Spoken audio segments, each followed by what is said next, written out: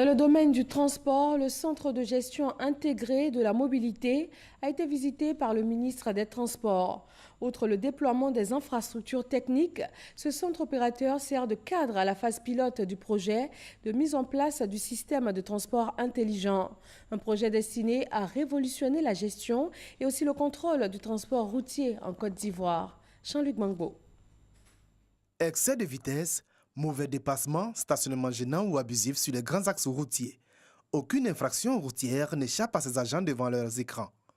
Nous sommes dans les locaux du Centre de gestion intégré de mobilité à Trècheville, le laboratoire de mise en œuvre du système de transport intelligent STI, un projet dont le ministre des Transports est venu constater l'évolution. Nous sommes capables aujourd'hui, tout en restant ici, de surveiller la circulation, de voir ce qui se passe sur nos routes, de repérer ceux qui ne respectent pas le code de la route, de leur envoyer des messages pour leur dire qu'ils n'ont pas respecté le code de la route.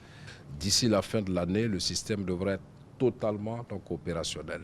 C'est le 6 février 2019 que le gouvernement a adopté en Conseil des ministres la communication relative au projet de mise en place d'un système intelligent de la gestion de la circulation routière.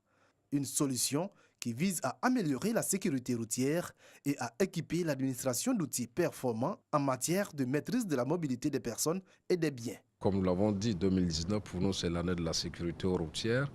Nous continuons de travailler pour que sur la route, l'incivisme cesse sur nos routes, que les contrôles techniques soient effectués, que les passagers, nos frères et sœurs, voyagent dans de meilleures conditions de sécurité, que la route ne soit pas un danger. Le projet STI est fin prêt.